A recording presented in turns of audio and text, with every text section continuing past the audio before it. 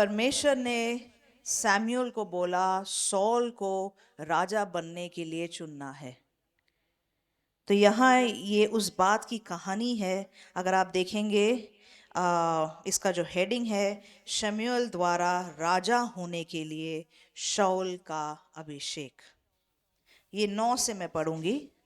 जो ही उसने शमूएल के पास से जाने को पीठ फेरी, त्यों ही परमेश्वर ने उसके मन को परिवर्तित किया और वे सब चिन्ह उसी दिन प्रकट हुए।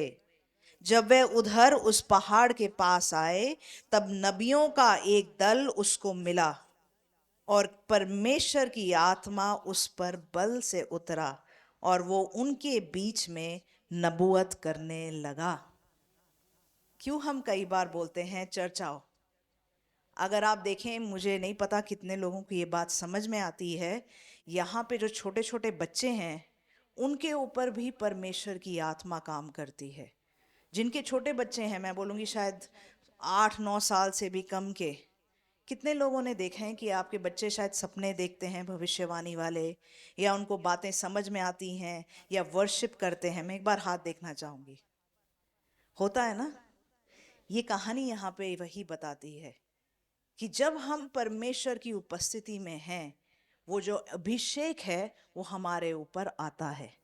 अब जो सॉल था, वो जब नबियों के बीच में चला, और क्योंकि सैमुअल ने उसका अभिषेक किया, यहाँ लिखा है परमेश्वर का आत्मा उस पर बल से उतरा और वे उनके बीच में नबूवत करने लगा।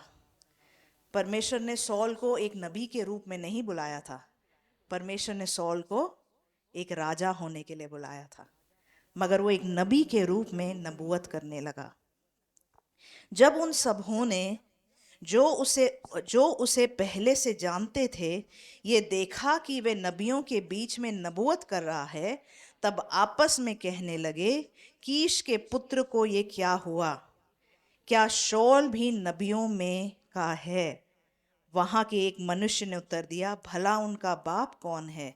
इस पर यह कहावत चलने लगी, क्या शाऊल भी नबियों में का है? तो जहाँ जिनके साथ हम चलते फिरते हैं, उनके ऊपर जो अभिषेक है वो हमारे ऊपर आता है। आमेन। कितने लोग सपने देखते हैं, कितने लोगों से परमेश्वर, देखो कुछ लोग सपने देखते हैं, कुछ लोगों को परमेश्वर मन पे बात करता है अलग अलग तरीक़ों से। कितने लोग कहते हैं कि मैं जब से चर्च आया हूँ, शुरू किया है, मैं या तो सपने देख रहा हूँ या परमेश्वर अलग तरीक़ों से मुझसे बात कर रहा है। कितने ऐसे लोग हैं? मुझे तो लगता है और भी हैं। मेरे को सपने, फिर मैं सुनूंगी नहीं जो कह रहे हैं अभी। सीधा हाथ मेरे पास जब देखो कोई बोलते मैंने ये सपना देखा, मैंने वो सपना देखा। हो रहा है ना। ये परमेश्वर का अभिषेक है। तो सोचिए, जब हम अपने बच्चों को लाते हैं, जब हम परमेश्वर की उपस्थिति में रहते हैं, वो परमेश्वर का अभिषेक है। सिर्फ सपने नहीं। अब परमेश्वर मुझसे सपनों के थ्रू बात करता है, पास्टर से अलग तरीके से। उनको पता चलता है, उनको बस पता है ऐसा है। तो ज़रूरी नहीं अब आप सोचेंगे सपना मिलेगा तभी परमेश्वर मुझसे बात कर रहा है, अलग अलग तरीके से। मगर जब हम परमेश्वर की उपस्थिति में रहते हैं, वो अभिषेक हमारे ऊपर आता है।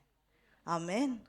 और मुझे लगता है ये कितनी ही खास, कितनी ही वैल्यूएबल बात है, परमेश्वर की उपस्थिति में होना।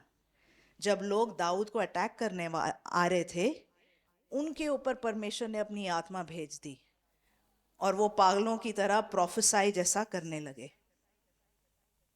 अगर परमेश्वर दुश्मनों के ऊपर अपनी आत्मा भेज के काम कर सकता है, तो हमारे परिवार के ऊपर नहीं करेगा, हमारे ऊपर नहीं डालेगा। परमेश्वर की उपस्थिति में रहना इसलिए इतना वैल्यूएबल है। आमेन। अगर हमें उसका अभिषेक चाहिए, आज हम उसकी उपस्थिति से भर जाएं। आमेन।